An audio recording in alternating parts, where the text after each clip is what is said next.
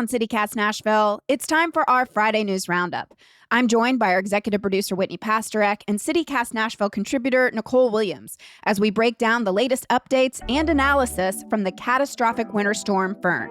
We're talking about the latest from Metro, false rumors about Nashville Electric Service turning away union workers, how prepared our city was for a storm of this magnitude, plus all the many ways you can help your neighbors right now.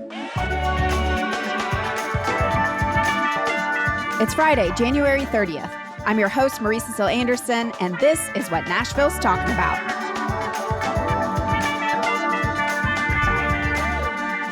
I wish we could start today by hugging each and every one of you. I'm a super big hugger with consent, of course, but I think our whole city right now could use a warm embrace. So Whitney, Nicole, bring it in. Yes. Oh, that's nice. We're now on day 6 of the aftermath of Winter Storm Fern that hit last weekend, leaving hundreds of thousands of people without power.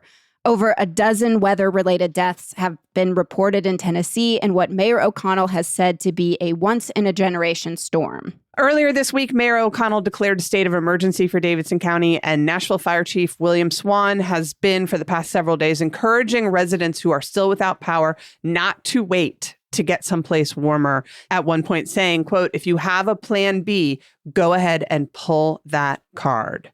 The Nashville Department of Transportation has been working around the clock in order to clear our roads. And obviously, NES has been out there trying their hardest to get power back to everybody. We have more updates on that and more. So I'm going to throw it on over to Whitney, who's going to break down what we learned at yesterday's mayoral press conference. The mayor kicked off yesterday's press conference by reminding everyone that we are Nashville strong. Although NES was not present, the majority of the questions were still about our power outages and why things are taking so long to restore, with the mayor and Fire Chief Swan continuing to emphasize that the storm was unprecedented. And in the words of Mayor O'Connell, quote, "It's very difficult to be prepared for things that are unprecedented." There has tragically been a 4th storm-related death, again from the use of a generator with improper ventilation. Chief Swan also warned everyone to beware of scammers trying to take advantage of people in this situation. A telltale sign, he said, is someone pushing you to make a quick decision. A big heads up that Metro Water continues to warn about water main breaks. They anticipate Sunday being the worst day for the impacts of those. So please, neighbors, take a second right now to fill up some drinking jugs and buckets, just in case. You will thank yourself when it comes time to flush a toilet. Margaret Allen Middle School has been added as an overflow warming shelter, and the other available locations are still only seeing a few hundred people a night. Chief Swan again encouraged everyone without power to not wait around for it to come back, but get to a warm place right now. The shelters are staffed 24/7, and some wraparound services are available, including warm meals as well as mental health support from Metro Public Health. The biggest news, though, from yesterday's press conference involved various resources that have come online to support residents. The Nashville Convention and Visitors Corp, alongside the Greater Nashville Hospitality Association, has set up a central database where people can find discounted hotel lodging and availability. That can be accessed at visitmusiccity.com/hotel-local-discounts, or you can call the CVC at 615-259-4700 for help. Nashville VOAD, Voluntary Organizations Active in Disaster, has been activated, and they've set up their needs tracker at nashvilleresponds.com. Residents are encouraged to put in needs, and they will contact you directly as resources become available. Again, that's nashvilleresponds.com. And finally, the United Way, in partnership with the Community Foundation, have set up the Winter Storm Recovery Fund to help with food, supplies, cleanup, and everything else in the days and weeks to come. They will prioritize funding through the VOAD first based on needs, and they're encouraging people also to call 211, which is their free confidential helpline where you can get assistance with just about anything you need. If you would like to donate to the Storm Fund, you can do that at unitedwaygn.org. And then the last thing, I guess, is just when the mayor was asked what could be improved in the future, he did say, quote, "The thing we need to change is the ability to offer very quick community-based information about the status on the ground, the work being done, just to improve the level of information." And I think that's something we can all agree with. Some listeners might have seen reports online, especially circulating on social media, that NES turned away union workers from the International Brotherhood of Electrical Workers. However, IBEW Local 10 says that's not true. In a statement, the union said reports of IBEW line crews being turned away from helping Nashville recover from the ongoing winter storm are unequivocally false. Yeah. Stop talking about this, y'all. It didn't happen. Nicole, I'm assuming you saw this too. Oh, absolutely. And I think in the midst of something so catastrophic, people are understandably angry and they hear something that sounds like, oh, maybe that could be true. And that could be a reason to direct our anger at NES. And like, I get it. Be angry, but like, let's be angry about things that are factual. These rumors really were kind of started by one person with a complicated history and a bone to pick. But just to be super clear, folks, other unions have come out to debunk this crap. SEIU and the AFL-CIO have both released statements, as has the Metro Council's Minority Caucus. I think the focus, at least for me, is going to stay on these incredible line workers who are out there, who are working in single digit temps to get us put back together.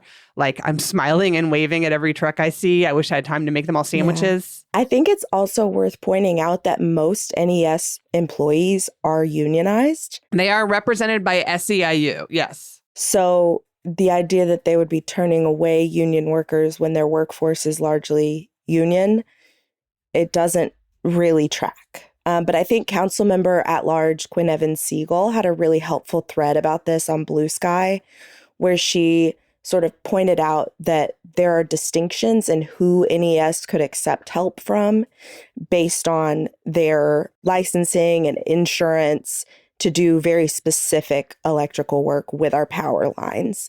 And so I think that that may be where some of the confusion is coming in. What other rumors have you all seen circulating online? I don't like how many people have suddenly become experts in how NES and large-scale power outages work. I mean, I'm spending a lot of time on Reddit and neighborhood Facebook groups, and everybody has a conspiracy theory about the order in which power is being restored, kind of based on some perceived status or privilege. But y'all, I mean, Belle Meade was still down as of yesterday, for crying out loud. And it's estimated that Belle Meade will be without power for possibly 2 weeks. The Minority Caucus put out a statement on that saying that they've seen no evidence that that's true. And again, it's like, we can be angry, but let's be angry about things that are actually happening or not happening. Right. And let's clarify the way this actually works, folks, so that hopefully you can then share this with your neighbors. The way this system works is they tackle the largest outages first. So when you're looking at that NES outage map, you click on a cluster, you can see how many customers are affected in the cluster. If your home is in a cluster with 2,000 other customers, they're probably going to get to you sooner than they're going to get to somebody whose home is in a cluster with like 78 people. And we would at this point like to pause and shout out our producer, Daniel Sumstein, who is in that boat. It sucks, but I promise it's not a conspiracy. The last thing we have to address quickly is the presence of the Tennessee National Guard in Nashville. They were called in by local lawmakers and TEMA, and right now they're helping transport fuel, clear debris. We understand that their presence might be making it very uneasy for a lot of you, especially our immigrant neighbors. We also really need their help, and so it's a really tough balance. Yeah, and Nicole, I'd love to get your take on this as well. I mean, I'm sort of more upset by the fact that TEMA is using state troopers and Homeland Security agents for wellness checks. That probably doesn't feel as safe as having a neighbor come to your door to check on you. And so, you know, I'm just going to take this moment to say, Nashville, we have got to build mutual aid networks to take care of one another. And I want to shout out the Remix for going door to door. Turk and the Equity Alliance have been doing phone banking for wellness checks. That's just something to think about for the future, is how can we expand on those networks so that the people checking on you are people you know? I mean, I completely understand that. I think it's difficult because that's like unofficial, non-governmental networks. And if the government is concerned about the residents of Nashville, you can't just be like, oh, hey, did you check on your neighbor? Like that doesn't really work from a governmental perspective. So I think it's a tough balance to strike. And I think right now it's just messaging is really important. I mean, horrible timing Yeah. to have these folks out and about considering the state of our nation. Absolutely. Thankfully, I read, again, Councilmember at Large Quinn Evans-Siegel's Blue Sky post about this before I saw any headlines. And she was like, TLDR, National Guard is here, but they're just doing like cleanup and recovery efforts. So, and we need that. It's just unfortunate that that is where we're at right now in our society, because even just a couple years ago, it'd be like, yay, like when, Asheville was suffering from their storm and had the National Guard there helping. I know my friends were so happy to have them. We're just in a different place in our world right now. all politics is local.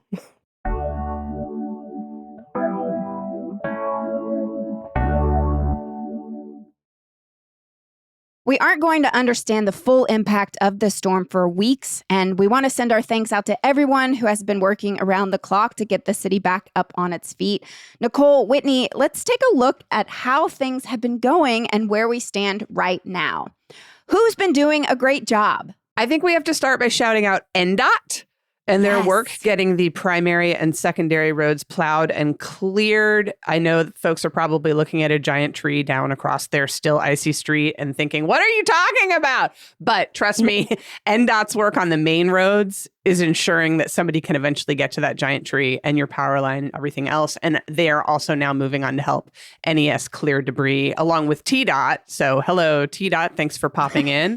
I do hate how much this whole situation has underscored what a car-centric city we are. Yeah. I also want to shout out Scott Potter, the director of Metro Water, who has been delivering really clear and specific information about what's going on in his department, knowing, first of all, they have maintained pressure in that system this entire time, which is amazing. Like, we have not had a boil water notice. And I also appreciate the way he gets up in the press conferences and says, like, we have 9 water main breaks. We have 7 more under investigation. There will be others. Get ready. Okay, bye. You know what I mean? Like, he's no muss, no fuss. I dig it. Well, we also have to shout out BNA for managing to function as an airport through all of this. They did have a tower staffing issue on Sunday, but they were back up and running by Monday. I will say I had so many family members traveling Tuesday, Wednesday, and they all were able to get out, which they left me here alone. So thanks, guys. How do we think the city's phone alert system has been working? I don't really know anything about the city's phone alert system because I haven't gotten any city phone alerts. But I've seen people posting. No, I have not gotten any. Your phone hasn't just rang and sent shockwaves through your nervous system? Not at all. I got the weather app notifications, but I've seen these things posted online about warming shelters and et cetera, that people are getting notifications. I haven't gotten any. So I don't know that it's working exactly as intended. Did you sign up for the alerts at some point? I don't know. I feel like I've gotten them in the past. Did you unsubscribe after whatever storm that was where they were sending out 94 texts a night and everybody got really pissed off? I don't ever unsubscribe from anything. You should see my inbox. So, well, on the opposite of that, I have a friend in Madison who is receiving messages from Metro every 10 minutes with the same message over and over again. Maybe she's getting mine. Yeah. Because I'm also in Madison. All right. A little room for improvement there, but, we do appreciate the effort. Who else do we want to shout out, Marie? We have got to take a sec and shout out restaurants and bars. Yay! Y'all have been so amazing.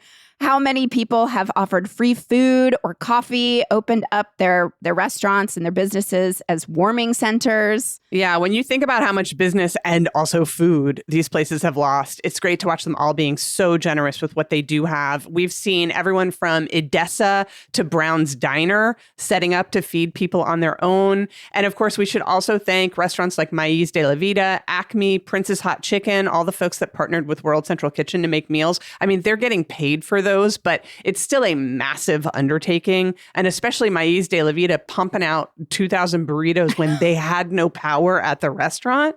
That's incredible. And so thanks to all of them and everybody else who's jumped in to serve. And of course, we have got to shout out our council members. They have been so active in sharing information and resources, especially on social media. Yeah, Quinn Evans Siegel apparently is Nicole's new hero. Who else has been great? Emily Benedict. I'm loving her lives. Is that a noun? Right. Her lives from her car. Terry Vo was updating exact locations of where free food was being offered in her district. I thought that was really cool. Sean Parker has been updating about propane for generators. If you see your council member out with a chainsaw and it's not Sean Parker, please email us at nashville@citycast.fm. I'm trying to see if anybody else is stepping up to challenge his crown in that regard. And most of all, we have to thank you. We're getting through this because our neighbors are looking after our neighbors. Nicole, Whitney, do you all have anyone extra living in your house right now? I do. I've been sheltering a friend. She's unfortunately had to sleep downstairs on the floor of my office because the tree above my house has not been safe. But the tree above my house was just deemed safe. So my second floor is open. If anybody else needs a safe place, come on. Well, I don't want to brag, but I was able to provide warmth and comfort for babies. My friend was here with babies, 2 children under 3. And I just have to take a second and shout out to all parents out there who are working through this catastrophic emergency and having to parent during it and work, because I could not focus because the children were doing their thing. So shout out to all parents. All right, now let's just briefly look into areas for improvement. Whitney, what's been your biggest concern? I so appreciate the city setting up the warming shelters at the fire stations and those 3 big community center locations. I also appreciate them then a day later setting up that transportation hotline to get people to those. But I have noticed that there's not a whole lot of people taking advantage of them. So I'm wondering if we need maybe a bigger network in the future. Is there a way that we could better put to use schools or libraries, the ones that are still open and weren't blown up? Like, is there a way that we could expand that network so that there are more readily accessible shelters available in the future? My other concern, obviously, food, warm meals. We've talked about World Central Kitchen being here. The city's also set up food trucks at those warming shelters, but we're not seeing the number of meals go out that I personally think would be making an impact. And like I said before, we need a better system for this. You know, I was a World Central Kitchen staffer for 4 years. I'm not anymore. And I had the privilege of being in Texas during the Texas freeze when their grid failed.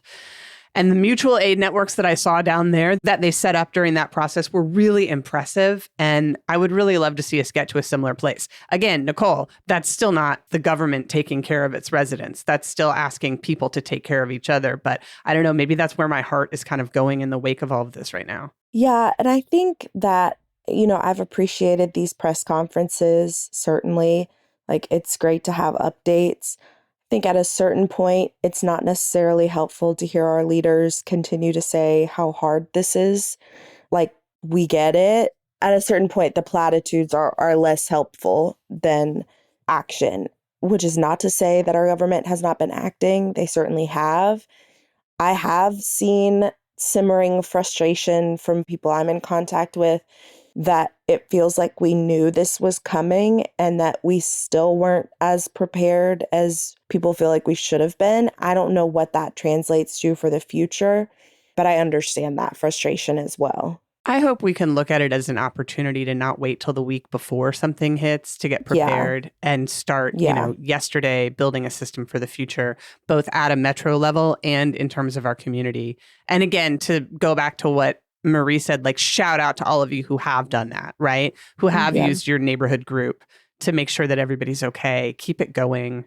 I also want to point out, I think it was also just a terrible time to have an emergency given the pre-existing issues at 911. Like, what an awful time to be in a staffing crisis there. But we thank the people who are there. And, you know, everybody, just a reminder on that. If you do need to call 911 in a true emergency, including a downed power line, please do. And please don't give up. They will answer your call in the order that it was received. Which should not be a thing that you have to hear when you call 911. But we have a really pretty big stadium. Thank goodness. Sorry. I saw a thread just saying, like, you know, Tennessee, maybe we could have prepared better if we hadn't had this $2 billion stadium for the worst sports team in the country. That kind of sat right here with me. Yes. Listeners, we want to know what you think. If you could wave a magic wand and design the city's response for a future large-scale disaster like this, what would you do? What systems would you create? go on and email us. We want to hear from you at nashville@citycast.fm, and we're going to share your responses next week.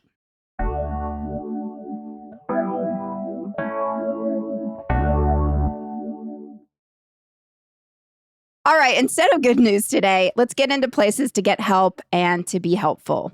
If you receive SNAP benefits and lost power, apply for replacement SNAP funds within 10 days of experiencing the outage. You can do that at tn.gov. And there are organizations like Legal Aid and the Tennessee Justice Center who may be able to help you.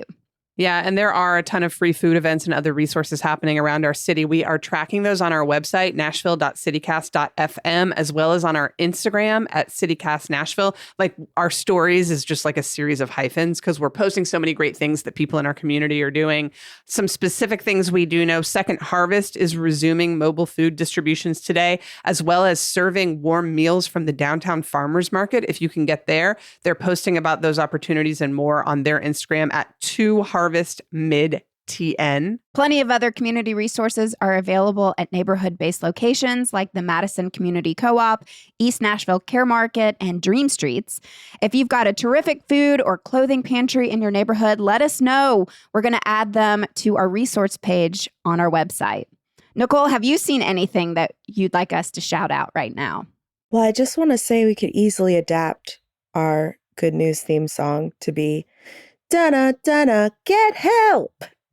Well, we need that one a lot, actually. Yeah. So we're going to save that one for future opportunities.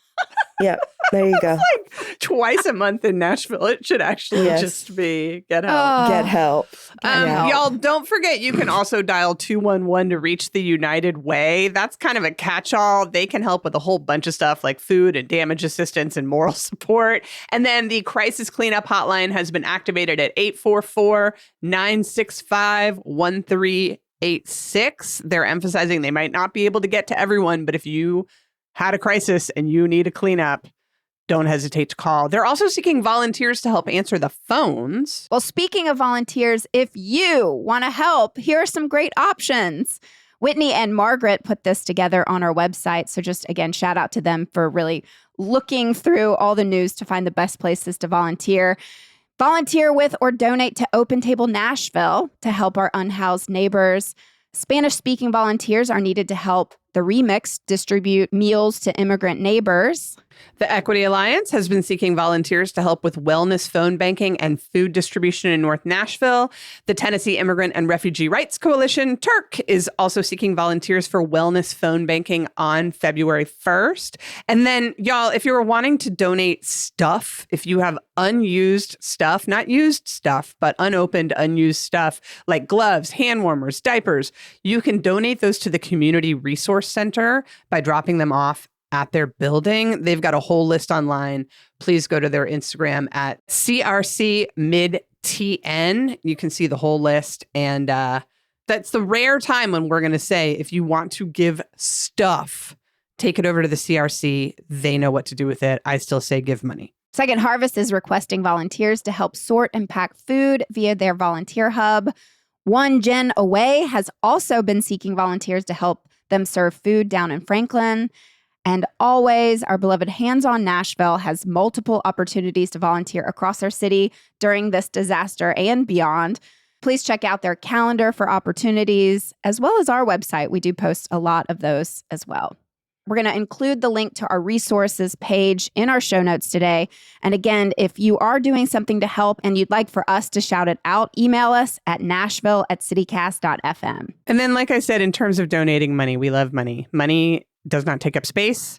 Money can help people who know better what they need for themselves than being given things that they don't need. So if you want to give money and you don't want to give it to one of the organizations we just talked about, News Channel 5 has launched a winter storm relief fund. You can text NC5 to 50155. That's in collaboration with Hands On Nashville and Second Harvest. And once again, if you want to donate to that Winter Storm Recovery Fund set up by the United Way and the Community Foundation of Middle Tennessee, you can do that by going to the United Way's website at unitedwaygn.org. And finally, the best news ever. The only actual good news from this week. Truly, and it's going to keep you warm, folks. Nashville Scene's Hot Chicken Week has extended through February 6th. Woo! I don't know how many of you even knew it was Hot Chicken Week. I sensed it in my loins. Is that weird? Yes.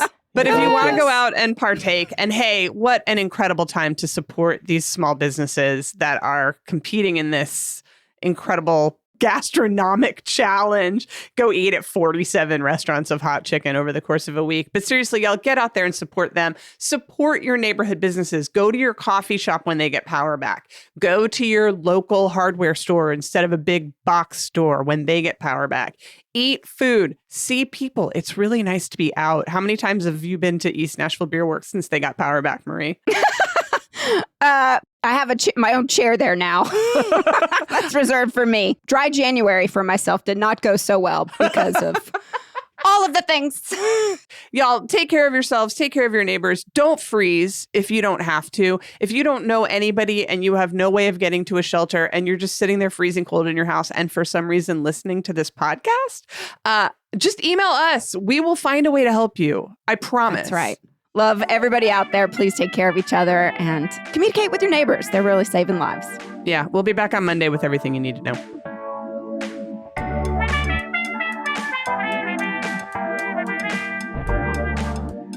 That's all for today here on CityCast Nashville. And don't forget, you can support this show and get great perks by becoming a CityCast Nashville neighbor at membership.citycast.fm. I'm your host, Marie Cecile Anderson. Our executive producer is Whitney Pasterek. Our producer is Daniel Sumstein. Our Hey Nashville newsletter editor is Margaret Kingsbury. And our theme music is by Prof Jenkins.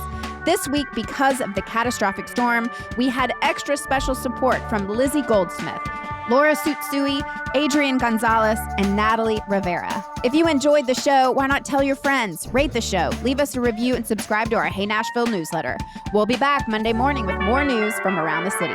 Toodles!